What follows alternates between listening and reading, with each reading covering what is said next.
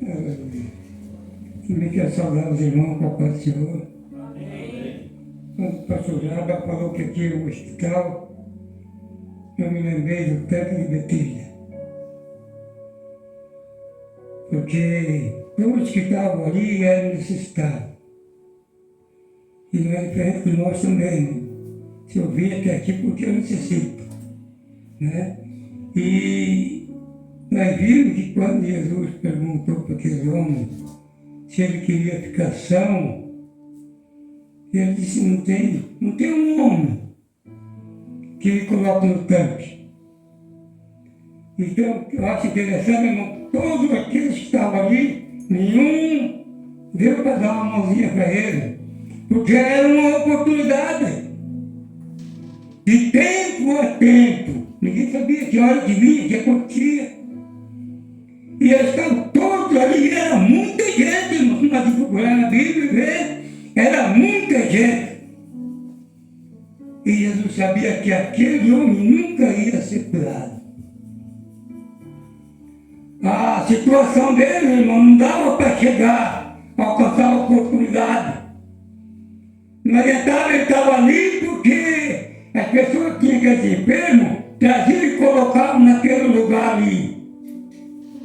E esperando que eu acho interessante, irmão, que só um é que recebia, naquela oportunidade, só um recebia cura. Os outros podiam se ligar 50 atrás daquele que não adiantava.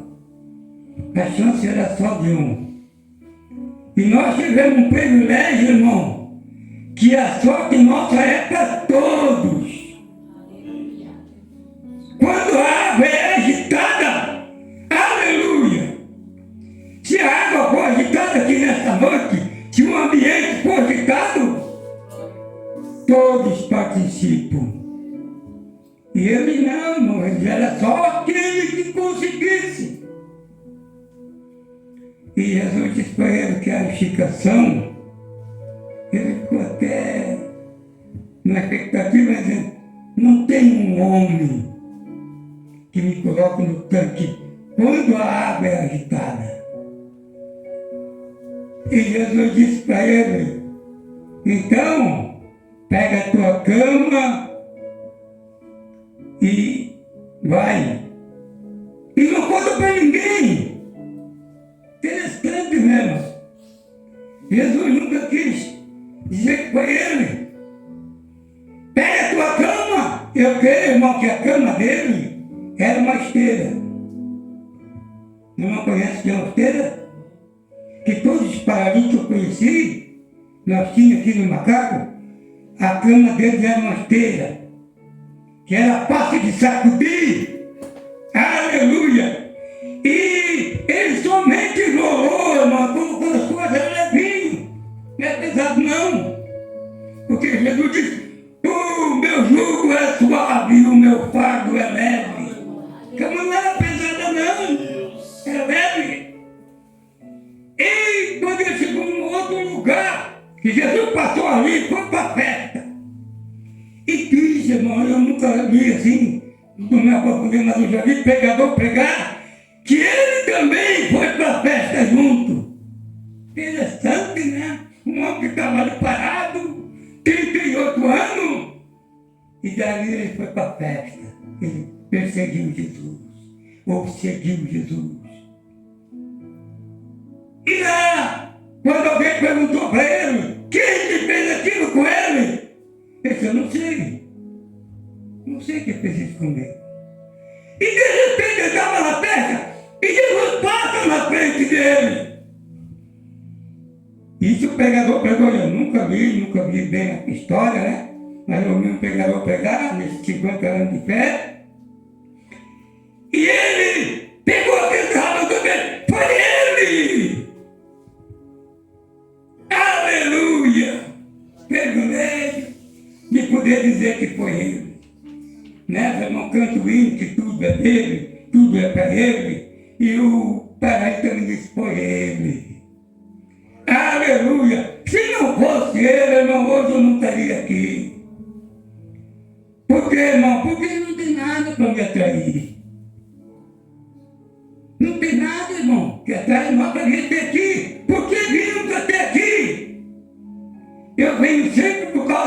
versículo na Bíblia que eu considero um versículo-chave. Aquele que perseverar até o fim será salvo. Então precisamos perseverar, irmão. Nós vimos, eu sou um crente, irmão, quando eu comecei, no tempo que na igreja lá no Macaco, na Vila Conceição, era uma zoada, irmão, não era como hoje. Nós vimos aqui, você tem um senta, o outro olha, o outro nem olha, cada um sabe da sua situação de corpo físico, que não dá nem para dobrar o joelho. Eu já estou chegando nesse ponto, o joelho, com a mão para levantar, né? Mas a igreja era uma zoada, irmão, antes de começar o culto. Não era como os irmãos já levanta para a oração, todo mundo de pé. Não era assim. Tinha uma campainha, irmão, que era batido. Batia uma vez. E os irmãos estavam na oração, pedindo batismo do Espírito Santo, outro cantando no espiritual, o outro, para cada um fazia uma coisa. E o dirigente, que era o irmão Felipe, ia batendo na sineta. Até que na terceira vez, o povo não sabia que a terceira vez era a última. Eles paravam de orar. Aí depois nós começávamos a cantar o hino. Aí depois começava o pregador, a dar testemunho, que cantava hino. E assim por diante. Eu me lembro bem, no dia que eu recebi o batismo do Espírito Santo, foi uma oração, assim, antes de começar o culto. Que a igreja, irmão dizia, primeiro é meia hora de oração. Tinha o evangelho. E quem quisesse tomar água, que fosse tomar antes. Quem quisesse ir no banheiro, que fosse naquela hora. Que quando começasse o culto, não queria ninguém transitando dentro da igreja, nem criança. Então, nós vivemos no começo, eu creio que o pastor Léo foi assim, o pastor Léo foi assim, todos os irmãos foram assim. Só que as coisas estão mudando.